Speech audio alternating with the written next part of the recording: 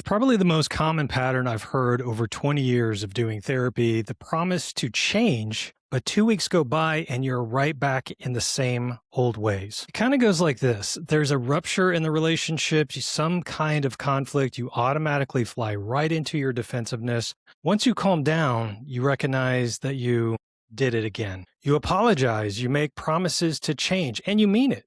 You're not lying and you're not manipulating. You genuinely feel remorse and regret for how you acted. You know it's not right and you know you have to change. You promise yourself this time will be different. So you dive into YouTube videos and you download the books and you spend time on Google searching for the answers. You find better ways to communicate, how to manage your anger, and on and on. Then maybe for a couple of weeks, you do become more patient. You become more attentive and less reactive. You're catching yourself before reacting. You're trying harder. You're staying calmer. But over time, you slowly go unconscious and far less aware. Day-to-day life happens and you stop paying such close attention to your stress levels.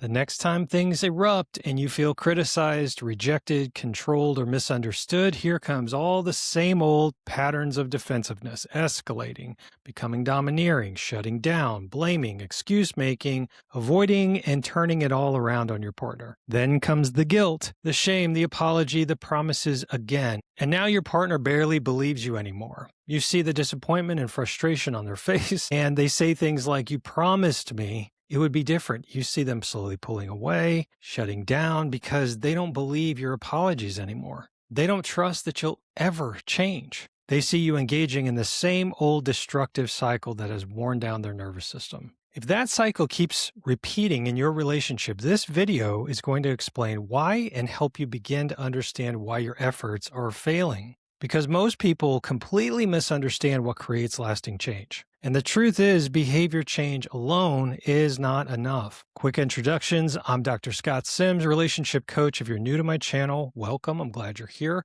My program, Breaking Reactive Patterns, helps you to make lasting changes by building the skills that are necessary to improve your relationships with yourself, your partner, and your kids, and become the healthy adult you all deserve. Links are in my bio or below this video to schedule a discovery call and find out more about BRP.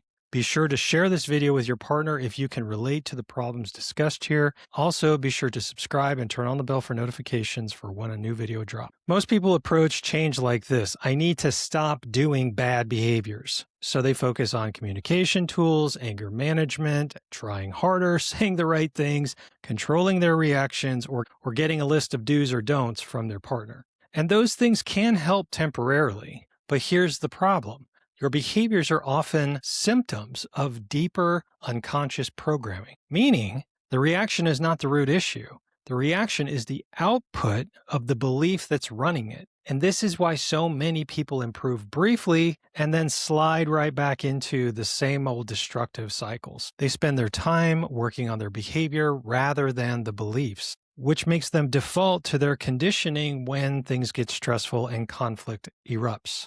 You see, when we're under pressure and triggered during conflict, we default back to who your nervous system trained you to be in those circumstances, and that programming likely started long before your current relationship. In psychology, we call these deeper patterns early maladaptive schema. Schemas are emotional survival programs. They're unconscious lenses your childhood brain developed to help you navigate your caregiver's moods and attitudes, your family's upsets, their availability, their predictability and attunement, and to help you stay connected, because we have to stay connected in childhood for survival. And once schemas form, they begin shaping your interpretation, your triggers, your emotional reactions, your relational behaviors, and your sense of safety. For example, if someone grew up feeling criticized, they may have developed a defectiveness shame schema. I am bad. Now, as an adult, even mild feedback from a partner gets interpreted as criticism because when you were a kid or a teen, feedback was critical and it felt emotionally threatening. Not logically threatening, but emotionally threatening. So now when your partner says, "Hey, that hurt my feelings," your nervous system hears you're failing, you're bad, and you're not enough. And now that defensiveness activates automatically, and you begin to argue, to litigate, and shut down. not because you consciously want to hurt your partner, but because your nervous system is trying to protect you from shame. So you try to talk and argue with your partner about their feelings, and it ends up invalidating them, making them feel stupid or ridiculous, and then you end up being critical, which mimics what was done to you growing up. This makes your partner feel disconnected and they detach, which then reinforces the defectiveness schema, which is I am bad. Get it? Let's do another example. You may carry the abandonment schema. So distance, disconnection, or emotional withdrawal from a partner can trigger panic or anxiety symptoms. It feels threatening. Your response to that is that you become clingy or controlling or angry or emotionally overwhelming. When you interpret abandonment, your nervous system associates that disconnect with danger. It feels threatening to you. So when you act clingy, controlling, angry, and needy, it has the opposite effect on your partner. It doesn't make them want to get closer to you. It makes them pull away more. That behavior, that is the reaction to the schema, and it's actually creating abandonment. This is why we say in BRP that schemas are all self-defeating processes. If I feel like I have an abandonment schema, I might actually create abandonment in my partner. And this is also why insight alone rarely changes behavior. You can intellectually understand I shouldn't react this way and still completely lose control when emotionally activated, because schemas override logic during perceived threat. They're automatic, and your brain must be retrained. Now, this part is really important. Most people don't truly change after conflict. They enter what I call emergency motivation. Something painful happens. Your partner threatens to leave, or they shut down. You can sense that trust has deteriorated, and you can see the damage clearly. Suddenly, you become highly motivated to change because you don't want to lose them. And during that window, you're hyper aware. You try harder, you become more intentional, you regulate more carefully. But here's the problem. Fear-based motivation fades away. Once the threat gets removed, then the urgency starts to decrease. Your brain slowly starts to go back to what's familiar, your old programming. Because familiar patterns conserve energy and growth requires sustained effort, which is uncomfortable and difficult. Your nervous system prefers predictability over growth, even unhealthy predictability.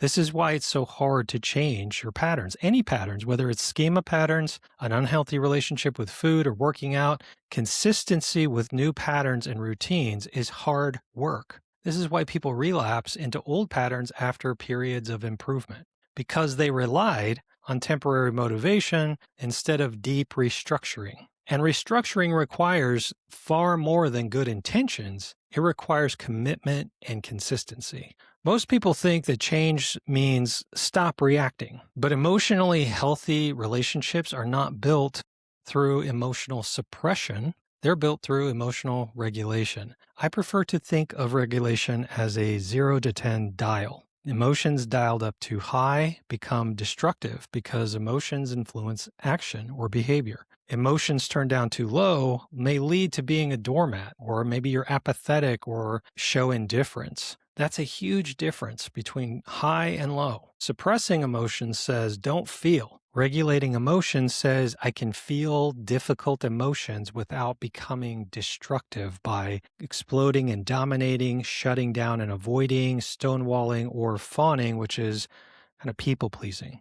Emotionally safe people still feel angry. They still feel shame. They still feel fear, hurt, rejection, and frustration. The difference is they've developed the capacity to stay regulated while experiencing those emotions. That's the skill that comes from restructuring schema beliefs and practicing regulation over and over again. Not perfection, not never getting triggered, the ability to remain emotionally responsible when triggered. And honestly, this is where many people realize how underdeveloped they actually are relationally. Or it may be completely out of their awareness because they're too identified with being the victim. the narrative from the schemas to actually look at themselves and take responsibility for how they're contributing to the problem. A lot of highly competent people become emotionally reactive children under relational stress. We're not a 35-year-old man when triggered. We become a rejected, rebellious teenager, or a 10-year-old little girl who desperately wants to be accepted, so she'll sacrifice herself to be approved of. Relationships activate attachment systems, identity wounds, shame structures, and nervous system conditioning in ways that most environments do not.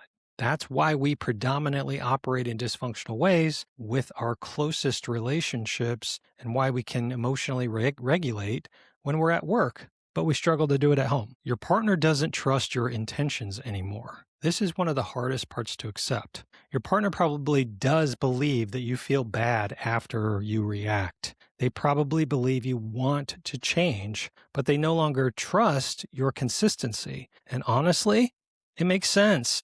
Trust is not built through remorse, feeling sorry. Trust is built through predictability and consistency. Your partner is asking, do you turn on me when you get triggered? Can you tolerate discomfort without attacking me? Can you regulate shame without becoming defensive? Can you remain accountable when emotionally activated? Can I emotionally relax around you? That's what emotional safety actually means. And this is why repeated apologies eventually stop working, because your partner is watching and is affected by what you do, not by what you intend. And too many apologies without real, lasting change becomes emotionally exhausting. It wears down your partner's nervous system. So here are 5 ways to start breaking the cycle. Number 1, identify the schemas under the reactions. So stop focusing only on behavior. Ask, what emotional threat does my nervous system believe is happening right now? This changes everything. Maybe your defensiveness is actually shame activation, fears of inadequacy, fears of losing control, fears of abandonment, fears of rejection, fears of trust. Most reactions make more sense once you identify the schemas beneath them. But until you do identify it, you'll keep trying to control symptoms rather than treating the cause. Number 2, learn your early warning signs. I cannot state this enough. Most people recognize the pattern way too late. Real growth requires catching activation earlier. You need awareness of body tension, emotional urgency, interrupting impulses, mental defensiveness, racing thoughts, withdrawal urges, resentment buildup. When you're aware of these feelings, you must own them. Not owning your feelings causes you to project them in hurtful ways. Your partner says, you seem tense. You deny it or blame them for your tension. Now you're in conflict because you're not owning what seems obvious to your partner. Number 3, build emotional regulation skills. Again, this is not about calming down. It's about increasing your capacity to tolerate emotional discomfort without becoming reactive. This is about resiliency. This is about grit. That means learning to pause, breathe, slow down your reactions, stay present, tolerate shame, and tolerate not being understood immediately. You also must tolerate criticism without collapsing or attacking. And that sounds like, oh, I'm the worst husband ever, or you don't appreciate anything about me. That's collapsing and attacking. This is nervous system training built on awareness and healthy beliefs about being safe in yourself and your relationships. Number 4, develop discipline, not just motivation. This is huge. Most people rely on emotional motivation to change, but motivation fluctuates. Discipline creates consistency, and schema restructuring requires repeated interruptions of old patterns, of old conditioning, meaning you practice healthier responses long after it stops feeling exciting. Especially when you're tired, stressed, triggered, emotionally overwhelmed. That's where transformation actually happens, not during motivational highs. It happens with consistency and discipline. And discipline is doing the hard things today so that I can have an easier tomorrow. Number 5, measure change differently. Stop measuring change by your intention and measure it by consistency under stress. Anybody can improve temporarily, and anybody can perform during calm periods.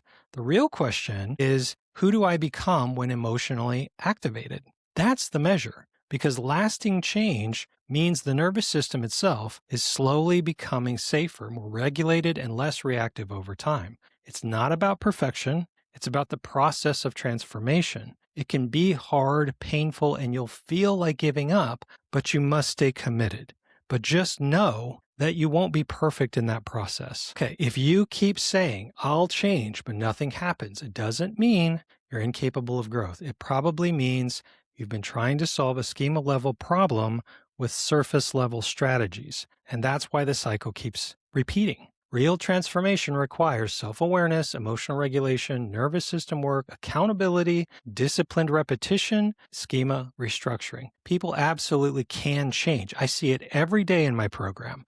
Breaking reactive patterns, the blueprint for building a safe and healthy relationship, is all about transformation. If you're sick of trying to figure this out on your own, and you and your partner feel like you're drifting apart, then you need to learn to become safe within yourself so that you can be safe with them. Lasting transformation happens when you stop focusing only on behavior and start changing the programming underneath the behavior. To schedule a discovery call, look for the links in my bio on my YouTube page and in the comments under this video. And as always, thank you so much for watching.